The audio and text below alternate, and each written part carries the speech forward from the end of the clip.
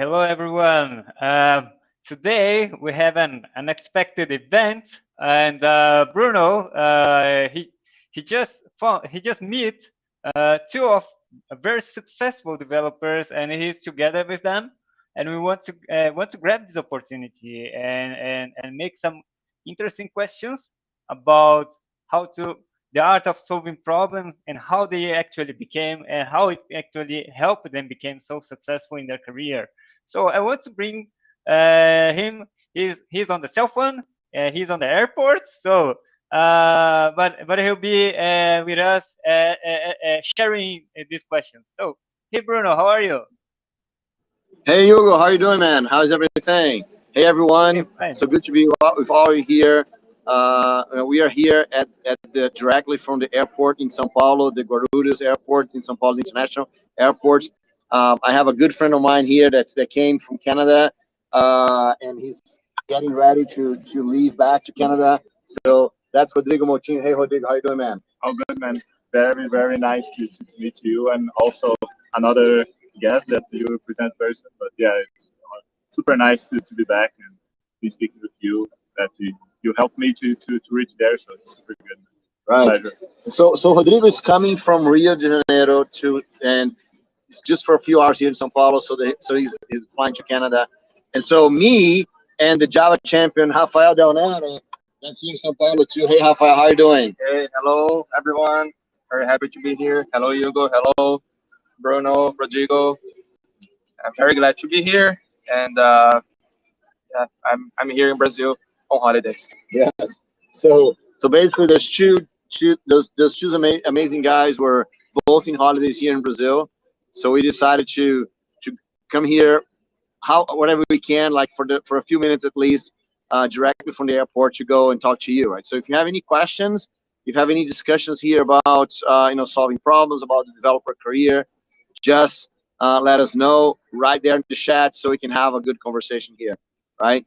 So so maybe we should start with that question, right? So one of the things that I was just telling those guys here, Hugo, that every time I think of Rafael Del Nero, right, I think about consistency, right? And that's one thing that you have done so very, very well also, you, right? You guys are very consistent. You face your challenges and you work every day to solve issues. So Rafael, you even wrote on your book about the importance of being consistent, right? So can you tell us a little bit about how important is consistency and how do you do it? Yeah, that's a very good question. So I wrote the book called The Challenger Developer, and there one of the principles to achieve big success as a developer is to be consistent. Because, for example, to learn a new technology, it takes time. It's not overnight that you're gonna master a whole technology. So it takes time, and I can make a very simple analogy here to be consistent. Um, Thinking about when you brush your teeth, for example. If you brush your teeth the whole day, only one day of the year, your teeth will be very dirty and you'll have no teeth, right? But if you brush your teeth, I don't know, 5 minutes after every meal, your teeth will be healthy. And the same analogy I can apply on going to the gym. If you go to the gym just one day in the year, you won't be fit. So the same way, you have to be consistent to go to the gym. So I don't know, you set some days to go. I don't know, maybe 3 days a week or 5 days a week. If you are consistent, no matter it doesn't matter if you go 3 days or 5 days, you're gonna have results. And it's pretty much the same with technology, because you study, you get experience in your job. So there are many things you can do to really get good as a software developer. And reading code um, often enough will take you to the next level as a developer. For example, what I'm doing to be a better developer, I'm writing a lot. So I'm writing articles on subjects that I don't know very well. And that helps me a lot, because when you share something, you really learn what you're sharing. And I think that's one of the best things that any developer can do, to share what you know. Because when you share what you know or what you don't know, is when you fill out the gaps. And how am I consistent? I think one of the biggest keys to be consistent is first to believe that you can do it. Otherwise, you wouldn't even try. Because if you don't believe it, there's no point. So the first thing you believe, okay, I can get there. And then you start taking action, because you see the big picture. You see, okay, in, I don't know, in a couple of years, I'm going to be there. I'm going to be doing this thing that's important to me. So when you have this mindset that, okay, I believe that I can get there, then you're going to take the action. So consistency is not only, oh, I'm going to be consistent all of the sudden. You have to first believe, okay, I can get there. That's the path. And this another thing that is so important when you have a mentor. For example, Bruno is our mentor here. And when you see a mentor who already got there, and who is with you working on your objectives, then you know, okay, I can get there as well, because he's helping me. So I think that that gives you a great boost for your career, because the vision of a mentor is just far ahead of yours. So, and you don't go in many ways. So you just focus on one thing, and then that's it. You keep doing that thing, and then you grow much faster. And so I would say that the first thing to be really consistent is to believe that you can do that. And once you believe that you can get there, then it starts, like, of course, in the beginning you have the motivation, but the motivation uh, is just momentaneous. It won't take a long time. So you're gonna be motivated in the beginning. You're gonna do that, whatever you want, motivated. But after some time, you won't be motivated anymore. Then what takes to you to be consistent is a discipline. I can't tell you how many times I was writing my book without any motivation. I was forcing myself to write my book because I decided that I would finish my book no matter what. And I went through a very difficult situation, because I was writing this book for a famous company, famous Publishing. yeah, publishing company, and they canceled the project in the middle of the process. So I was a little bit demotivated because of that, and then I had to keep writing by myself. And nowadays, well, today I already finished the book, but it was very difficult to finish it. So in the beginning, there's motivation, then there is discipline. So, and those days that you are totally demotivated, those are the most important days to do that. Because if you break the cycle, it's much more difficult to be consistent again. And it's like pushing a big rock, right? So when you push a big rock, you push with a lot of strength, right? And it's very difficult. You have to push very, very hard. But once it's rolling, it's rolling. You don't have to make a lot of effort anymore. You have momentum. Right? You have momentum. So when you push the rock, you have momentum. And with consistency is the same thing. Once you have the ball rolling, you don't have to do the same effort as you did before. So for example, when you're writing articles, for example, now I'm focusing on writing articles on subjects that I need to get deeper. And what I'm doing, I'm writing bit by bit, not so much time every day. But I don't need to do the same effort as I did in the beginning, because I'm being consistent. So I do bit by bit, and I get the ball rolling, but the rock. the big rock rolling. So it's much easier. But it doesn't mean that some days also I'm not. Um, I want to write the article or the book or whatever. Some days I have to force myself, and this is the same thing with the gym, for example. Some days I don't want to go as well, but I go anyway. So I think that's one of the biggest secrets. And of course, keep in mind the big picture. So when you're doing something, what's the result you want? What you're expecting? Do you believe that you can get there? Why you are doing that? I think that's a very important question. You ask why. Uh, and there are many reasons for writing articles. Why do you write articles? Because you want to learn subject better. Because you want to create a strong portfolio for your career. To go to the gym, there are a lot of reasons. Because you want to get healthy. Because you want to get fit. Because you want to enhance your confidence. So there are many reasons for the things that I do, and I know why I do that. And that helps. If you know why you're doing something, you're more likely to keep doing it even when you don't want to do that. So that's my message.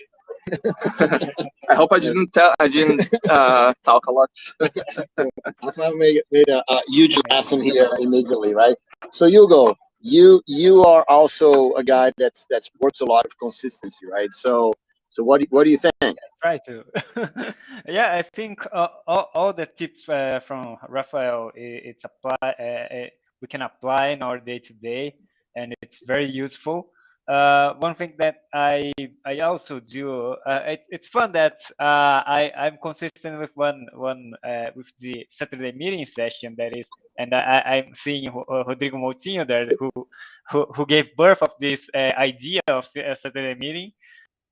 And one thing that one thing that is interesting to comment here is that in the beginning maybe motivation won't be enough to keep you consistent, right? Like Rafa said, you have to understand what you want, where do you want to go, why you're doing that, and then probably it will become something that you get used to, so it becomes an habit, and it will be much more easier and much more enjoyable. So the meeting it was something it is a session that we run every Saturday in the morning.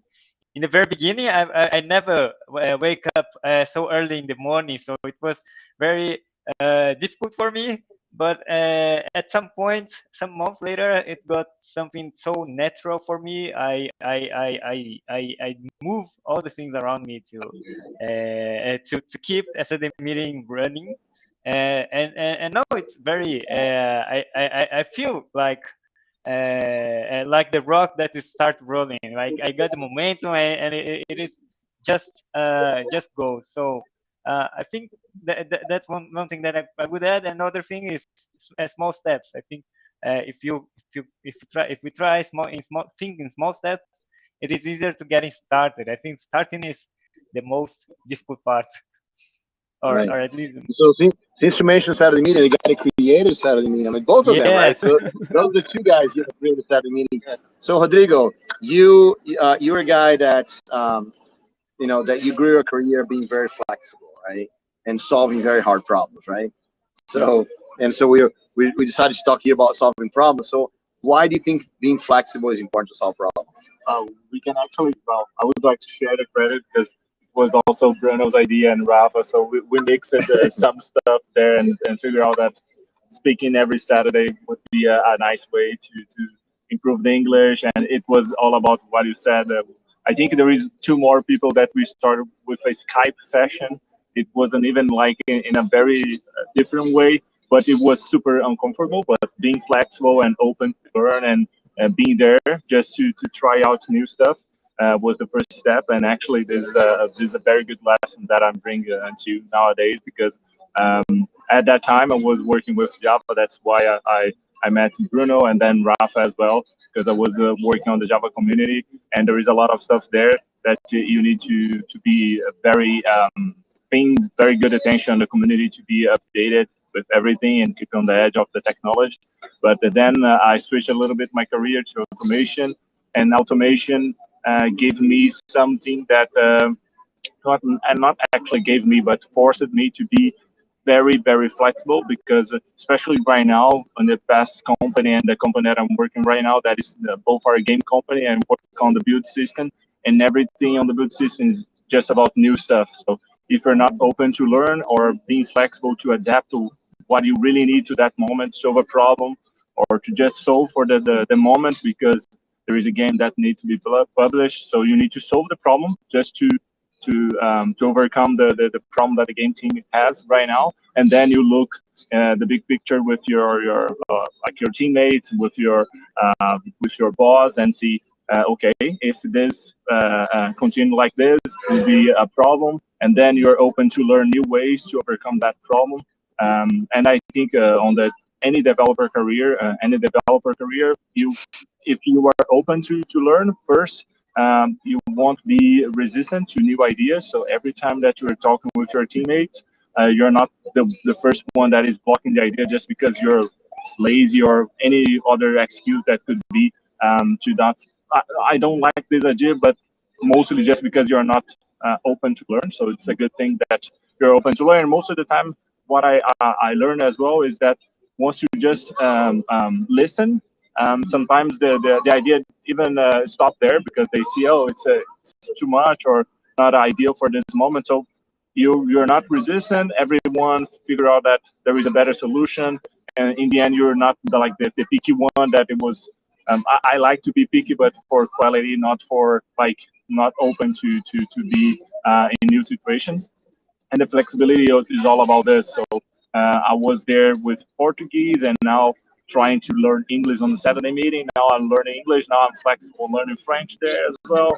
And there is like technology that I was working with Ansible with Bruno, and then I was working with Puppet that is different but doing the same stuff. And now I'm working with SaltStack, and it's a big So one interesting thing that you mentioned about flexibility and being open to ideas, right? So you work for a game company, and that's the second game company for them, right? But just a few years ago, you thought it was impossible for you to work for a game company because you thought you need to develop games to work for a game company, right? Yeah. So now you're not developing games; you're part of the process. So how did that happen? Well, actually, everything started actually with an interview about Java, Java opportunity. So the interview started with Java, and everything was related to this. But I was always talking about automation because I like. So I was in the previous job that I was working for was Java mostly, but I was trying to automate some stuff because I was very I was not satisfied with the current stuff that I was taking like a week, and then once I automated, I was taking like a few hours. And on this, not sure. Okay. It's blood. So I was not satisfied, and during the interview, they started. Oh, why not? You are. We have a position here for automation, and why not you could try this one? So yeah, definitely. What is the main question that you asked me? No, Because how flexibility helped you get on the game? Oh yeah, the gaming industry. Yeah, exactly. So this time I learned, and actually because for me initially it was mostly Unity and Unreal, that is the big like game engines, and Java was not so far from this that I thought, okay, I will be only playing games instead of doing this.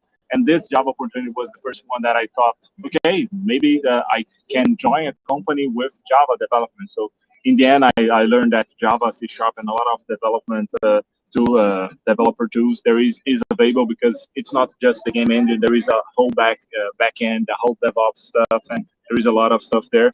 And the kind of joke that we have is that I was always dreaming for a game company, and then out of the sudden, because of Java community being open to learn, flexible on going to events and being comfortable, being uncomfortable, so kind of being flexible on this way, that I learned and met new people, and at some point I met this person from the game company. I learned that there is an opportunity there, and then now I'm figuring out next steps on my career, because the dream that you really dream and think that you could never reach this, that was working on a game company. I'm doing this right now, so now it's okay. It's kind of a confusion in your mind once you reach, because it's something that you think is so far, but once you reach, it's like, okay, what's coming next? Yeah, What's the next coming step? next?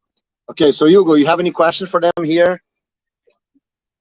Oh man, well, I think one of the biggest challenges, at least for me, it is this is to go abroad and grow in abroad company. I think there is a lot of challenge behind that, because at least you have to yeah, to face not just your work by development, but also by working abroad. What kind of what is the tips that you can give for people that is looking with that kind of dream? Yeah, so we have two different situations here. So let me start with Rafael, because Rafael, he really wanted to go, right? I mean, he had already planned to go to Ireland. He knew the country. He knew where he was gonna go, right? So how was that, Rafael? You had your goal set for Ireland, right? So how was for you taking this challenge of moving to another country? Yeah, so I decided that I would go live abroad in 2010, and since then I was getting prepared. So I was doing English classes, um, and I was also getting experience as software developer, and I was getting prepared basically. So I was studying a lot at home, and I was getting exposed a lot to English as well. And I was having conversation classes, and I knew that to get a job abroad, I would have to be prepared, because the competition, I knew that it would be really, really high. So, well, I knew, okay, at that point in 2010, I knew that I wanted to go abroad. So I was preparing myself. I was studying more at home, um, was getting experience, and I was studying English. So, and then I was working as a software developer, and then I figured out that a friend, a colleague, got a job as a Java developer in Ireland. Then I thought, okay, why not? Maybe Ireland is a good option. It's in Europe. It's kind of aligned with what I want. Um, and then, okay, I noticed that it was possible. Then a friend of mine, I remember that she invited me to go there for 1 month, but for some reason I couldn't get the vacation in the company I was working for. And then I decided, okay, I have to go there no matter what. And then, okay, I decided to go to Ireland because it was kind of a more accessible country, and I knew that the IT area was pretty strong there. Then I decided, okay, I'm gonna go to Ireland, and I'm gonna uh, build my career there. And that's what I did. Then after I decided to go to Ireland, I basically I figured out the way, because I had a colleague there that did the same. She basically did uh, country exchange. So she went there to study English, and I did the same. I did the country exchange as well, and went there to study English. And then my objective was to study English for 4 months. So I had kind of an intensive course there, and I learned a lot. Then after those 4 months, I got a job there, and it helped me a lot to get a job there. Um, the fact that I was sharing my knowledge, so that was good for me because I was learning a lot through what I was sharing, and that also opened doors to me to help in the Java user group in Dublin. And I remember that when I was going to Dublin, um, the So Java, the other Java user groups, received a message from the DevJug. Uh, at that time, I didn't even know there was a Java user group in Dublin, and they contacted our the jugs, and then I sent an email to the jug leader, and then I went there to Dublin with this contact. So that also helped me because then I started talking to him. I started talking to people there from the group, and I went there with a good networking, and they became my friends. They're my friends nowadays, and I also volunteered to work for DevJug, and I was kind of mentoring a girl from Germany to build a website, and we built a very simple website for the DevJug, but it was very good for my English because I was talking English all day. So That's great. that was awesome. Yeah, I wasn't getting any money, but um, I improved a lot my English, and I could put some experience on my CV, so that helped me. And so that was my goal after 4 months to get a job there. And then just to summarize here, to not take so much time, um, I was in this DevJug, and I had some contacts there. I was recommended to a first company there by a friend of mine. He was the co-lead from DevJug, and I failed 3 times in a very, I wouldn't say very simple, but quite different logic test. And it was quite frustrating because I tried 3 times. I tried one weekend, failed. The other weekend, I failed again. And the other weekend, I failed again.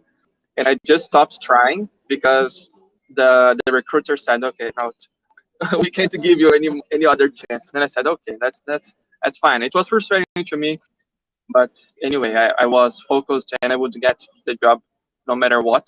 There wasn't uh, there wasn't such a thing like Plan B. There was only the Plan A. It was to get a job no matter what. And I had the mindset of, okay, I'm going to Ireland and I'm gonna burn the boats, burn the bridge. And then anyway, okay. So I failed a couple of times to get a job, and then in the DevJug, there was a person there, and this person knew me through what I was sharing on the internet. And this guy said, "Oh man, you're looking for a job. I know a very good company for you to start, and I can recommend you." Then I said, "That's awesome. It's what I need." And then it happened. I got a job. Of course, it wasn't because of the recommendation. Of course, it helps, but it also depended on my skills. I had to pass an interview anyway, but of course, in a recommendation helps, but it's not silver bullet. Um, but anyway, that's part of my story. That's good. All right. So I like Rafael's story because he first decided to go to Dublin, and he went there as a student, right? And then he got a job there. So that's very courageous. Now, Rodrigo has a different situation, and actually Flavia is right there. That's Rodrigo's wife right there, right? So they're both visiting here in Brazil, right? So Rodrigo, you had a different situation, right? Because you thought about moving to another country, but you never mentioned to anyone because you think it was possible, right? And then you did the other process, right? Because you went with a job already, right? So can you tell us a little bit how you did that? Well, the first part was mostly because of Bruno, because I learned how to share and how to be near to communities, so software community or anything that you're working with. So considering that you already know this because well, Bruno is always sharing about that the importance about sharing what you know and being part of a community. So was mostly this where I got my opportunity. I was in a CDC, and there is like people from Montreal there and things like this. That I got the opportunity. So I will try to. I'm using skills that Bruno gave me on how to prepare a talk in of 5 minutes in a very small amount of time. So he actually look, he actually has a talk prepared, right? He wrote a talk here while Rafael was doing. Yeah, Rafa was saying, I said, okay, what can I give as a like a roadmap, a quick one? It's not like a super good as Rafa said, but how can I help? So three steps that you need three steps to be ready for anywhere in the world. So this you must be before or at least during the process, not after. So the first thing is I put Saturday meeting because of the context of this talk that we're speaking now. But it's basically talking with your friends in the language of the country that you're going. So in our case, was mostly English, both for Rafa and for me. We have an English country to reach. For him, is already like a plan for a long time. For me, was just out of the sudden. But I was getting ready before even knowing that I would be going. I just have okay. If I have English, it will help me any with anything. And I was actually once the opportunity was there, I was already ready with the English because I was talking with friends. The good thing about talking with friends is that you have a safe space. It's your friend, so everyone is learning on the fly everything. So if there is anything like weird, it's all good. There is no fear of anything. You can just record stuff or record talks with your friends in a private way. So what we did was doing YouTube lives, but unlisted. So everything was recorded. If we want to get a part of it, we could. But in the end, like no one is watching, so we are safe. So we could do a lot of stuff, and once in a while we did very nice stuff that we got like a little bit of there and try out in another scenario because it was the way that we were aiming for. The second one that I put here is family decision. I think this one is a very important one, especially because you're going far from your family, so you need to be open to do this. And also, if like me, I was already with my wife, so I first before even accepting anything, I was talking with my wife how open she was to go there, and she was like, I think she was more motivated than even me, but it was very nice. But be sure that your partner, whatever is involved on your situation, is open as well. Because this is very important because there you will face a lot of challenge. That is actually my third one, being open to new challenge. That is about the flexibility, open to learn that I was mentioned before in the career level, but now is on the personal level. Because well, everything is new. It's nice in the beginning because it's everything is new, but then there is simple stuff that you used to do in your country that is not that nice that you need to do everything again there. Even like simple stuff, dentist, medic, whatever, like even like medicine that you need to take, you already know everything. You ask your mom if you don't know there, uh, figure out the best way to do so. You need to be open to talk with people, finding networks as well. So things like Rafa did on Dublin, finding a Java jug there, or even like meetups, whatever. There is a lot of stuff happening on the city. Every city there is stuff. So if you start to get in this network with these three steps that I mentioned, I think it's a good step that you will start to thinking about the situation and then evolve. It could be in 2 months, 1 year, 5 years. I think that the opportunity, like the lucky that always people say, I think is the opportunity for the ones that is prepared. So I think it's basically this. That's awesome. So let me just kind of talk a few things here. So first of all, focus, right? You know, you gotta have a focus. Like Rafael had a focus to go, and Rodrigo wanted to do that, right? So have a focus is a great thing that you have to have. Do networking, right? So go meet people. Go meet the local user groups in the city. If your friends before you travel with your friends here, so you can improve in your English, your communication. So you can go share your knowledge, right? It's awesome to share your knowledge, so you can get reputation in the market, and above all, be ready to face challenges, right? Because this is probably the biggest takeaway ever here. It's not easy, right? You know, changing, move to another country.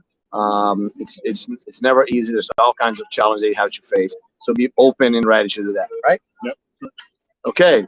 So guys, let me just tell one here. I know those guys here want to stay here for a long time, but we're looking at the clock here, and Rodrigo has to catch his flight.